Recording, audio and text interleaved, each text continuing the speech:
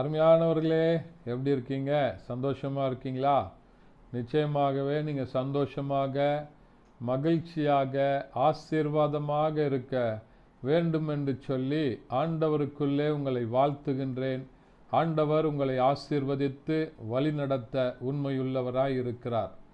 இந்த நாளின் தியானத்திற்கென்று சொல்லி நாம் தெரிந்து கொள்ளப்பட்ட வேத பகுதி சங்கீதங்களின் புத்தகம் 118 சங்கீதம், அதனுடைய 6வது வசனம் இப்படியாய் சொல்லுகிறது: கர்த்தர் என் பட்சத்தில் இருக்கிறார், நான் பயப்படேன், மனுஷன் எனக்கு என்ன செய்வான் என்று சொல்லி சங்கீதக்காரனாகிய தாவீது ராஜா தன்னுடைய காரியங்களை சொல்லுவதை பார்க்கிறோம். ஒரு அருமையான வசனத்தை இந்த நாளின் காலை வேளையில் ஆண்டவர் உங்களுக்கு தருகிறார்.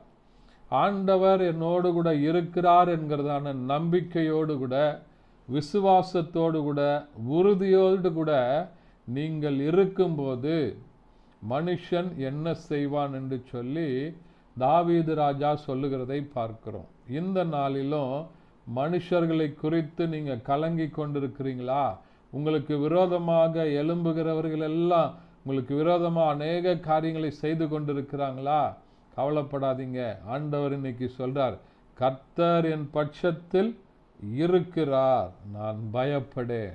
ஆண்டவர் உங்க பக்கத்துல உங்களோடு கூட இருக்கிறார் என்று சொன்னால், மனுஷருக்கு பயப்படுகிற பயத்தை இந்த நாளில இருந்து உங்களை விட்டு எடுத்து போடுவதற்கு அவர் உண்மையுள்ளவராய் இருக்கிறார்.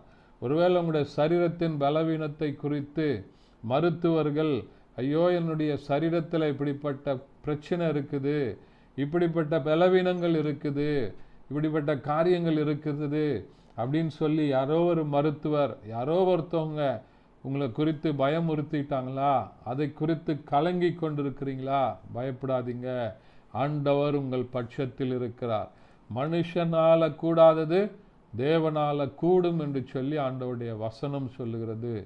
இந்த நாளில் உங்களுக்குள்ள இருக்கிற எல்லா பயத்தையும் எடுத்து போடுவதற்கு ஆண்டவர் உண்மையுள்ளவராக இருக்கிறார். அதற்கு முக்கியமான ஒரே ஒரு காரியம் என்னன்னு சொன்னா, கர்த்தர் என் பட்சத்தில் இருக்கிறார், நான் பயப்படேன்.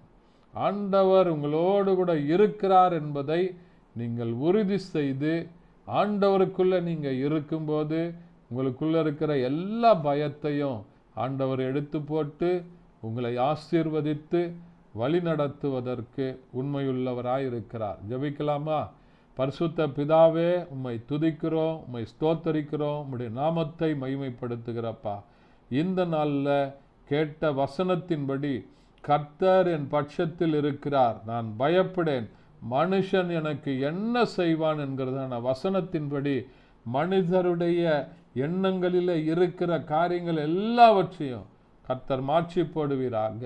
ஆண்டவரே, இந்த வசனத்தை கேட்ட ஒவ்வொருவரையும் பலப்படுத்துவீராக, பயத்தில் இருந்து நீங்களாக்குவீராக. இயேசுவின் நாமத்தில் பிதாவே, ஆமென். Thank you. God bless you.